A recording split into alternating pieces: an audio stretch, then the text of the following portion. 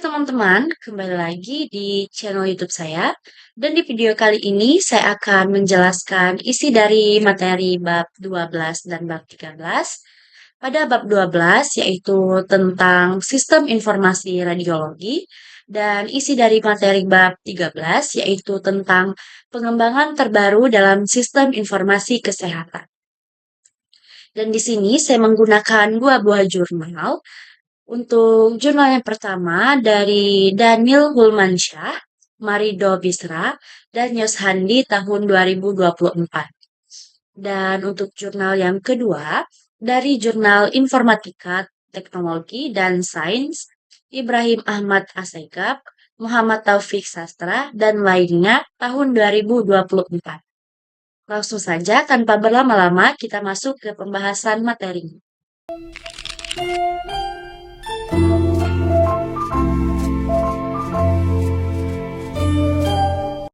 Nah, teman-teman, ini dia topik yang akan kita bahas pada video kali ini. Ini merupakan gabungan antara dua jurnal yang sudah saya jelaskan pada awal video tadi, yaitu tentang integrasi sistem informasi radiologi dan chatbot kesehatan mental berbasis OpenAI dengan menggunakan WhatsApp. Adapun latar belakangnya yaitu untuk jurnal yang pertama berjudul Rancangan Bangun Sistem Informasi Radiologi berbasis website, membahas tantangan dalam penjadwalan radiologi manual yang menyebabkan ketidaknyamanan bagi pasien. Proses penjadwalan yang masih menggunakan metode manual seringkali menyebabkan tumpang tindih jadwal, antrian panjang, dan ketidakakuratan data. Sementara itu, untuk jurnal yang kedua, yang berjudul Pengembangan Chatbot Konsultasi Kesehatan Mental berbasis OpenAI GPT-3,5 Turbo, menyoroti rendahnya tingkat pencarian bantuan kesehatan mental di kalangan remaja Indonesia. Hal ini disebabkan oleh stigma sosial, kurangnya akses ke layanan kesehatan mental, dan keterbatasan sumber daya manusia di bidang psikologi. Adapun manfaat dari implementasi pada kedua jurnal yang kita bahas pada video ini, yaitu pada jurnal yang pertama adalah peningkatan efisiensi menjadwalkan radiologi, pengurangan kesalahan manual, dan meningkatkan kenyamanan pasien. Dengan sistem digital berbasis website, proses pendaftaran dan penjadwalan menjadi lebih cepat, terorganisir, dan mudah diakses kapan saja. Sementara itu, untuk manfaat dari pengembangan chatbot dalam jurnal yang kedua, mencakup aksesibilitas layanan kesehatan mental, pemberian pendukungan psikologi secara cepat, serta peningkatan literasi kesehatan mental di masyarakat. Chatbot ini mampu memberikan respon yang cepat dan empatik kepada pengguna, membantu mengurangi beban kerja psikologi, dan menjangkau lebih banyak individu secara efektif. Adapun tujuan dari implementasi ini adalah untuk jurnal yang pertama, menciptakan sistem penjadwalan digital yang terintegrasi yang dapat meningkatkan kualitas pelayanan radiologi di rumah sakit. Sistem ini dirancang untuk mengelola data pasien, meminimalkan kesalahan jadwal, dan memastikan ketersediaan peralatan medis secara optimal. Sedangkan tujuan dari jurnal kedua adalah untuk mengembangkan chatbot yang mampu memberikan konsultasi kesehatan mental dengan respon yang empatik, khususnya untuk para remaja, melalui platform WhatsApp yang mudah diakses. Dengan demikian, remaja dapat dengan mudah untuk mendapatkan dukungan emosional dan informasi kesehatan mental tanpa harus menghadapi hambatan fisik atau sosial.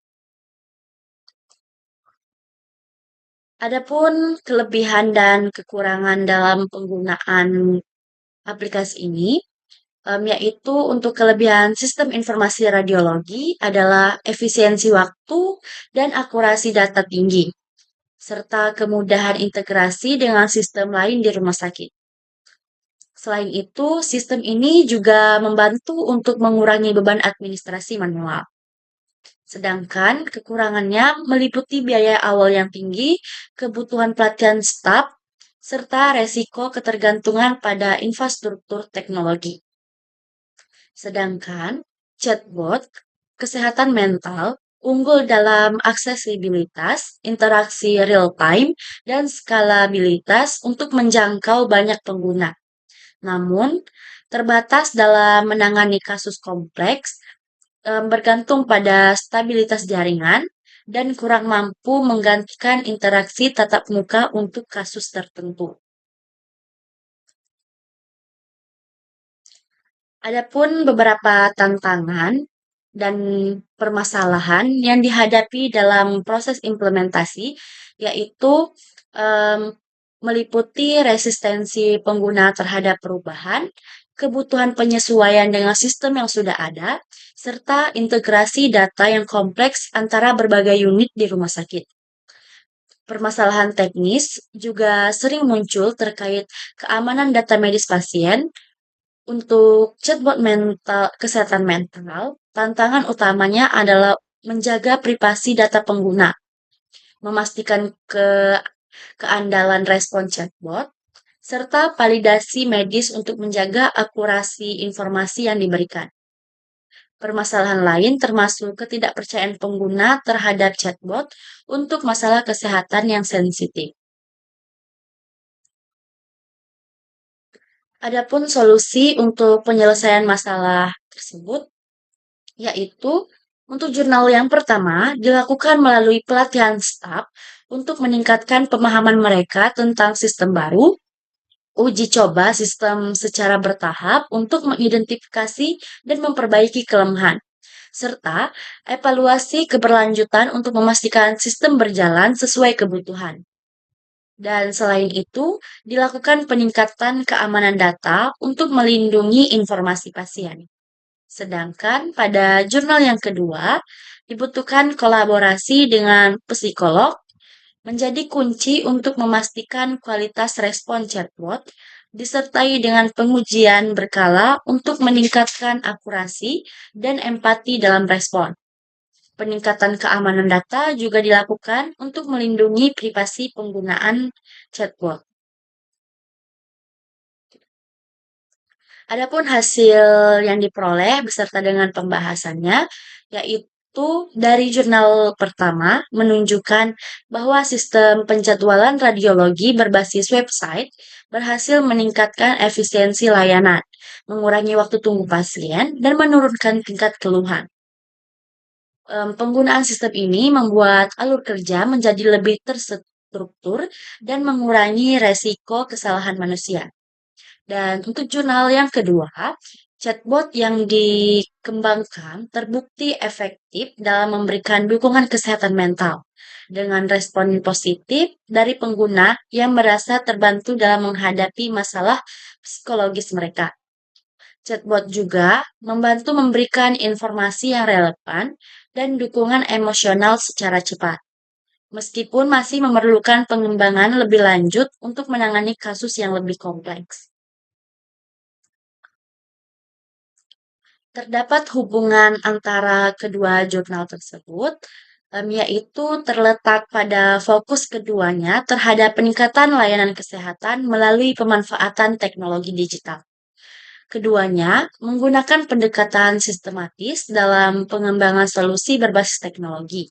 Meskipun memiliki perbedaan dalam fokus, untuk jurnal yang pertama lebih menitik beratkan pada manajemen operasional atau penjadwalan, sedangkan pada jurnal yang kedua lebih berfokus pada interaksi langsung dengan pengguna untuk dukungan kesehatan mental. Dari penjelasan tadi, bisa kita simpulkan bahwa kedua jurnal ini menunjukkan teknologi informasi dapat menjadi alat yang sangat efektif untuk meningkatkan efisiensi, kualitas, dan aksesibilitas layanan kesehatan. Penerapan teknologi yang tepat dapat membantu mengatasi berbagai tantangan di bidang kesehatan, baik dari segi operasional maupun dukungan langsung kepada pasien. Implementasi sistem berbasis teknologi ini diharapkan dapat terus dikembangkan untuk memberikan manfaat yang lebih luas di masa depan. Itulah penjelasan dari materi bab 12 dan 13. Semoga bisa bermanfaat bagi kita semua. Terima kasih, sampai jumpa di video berikutnya.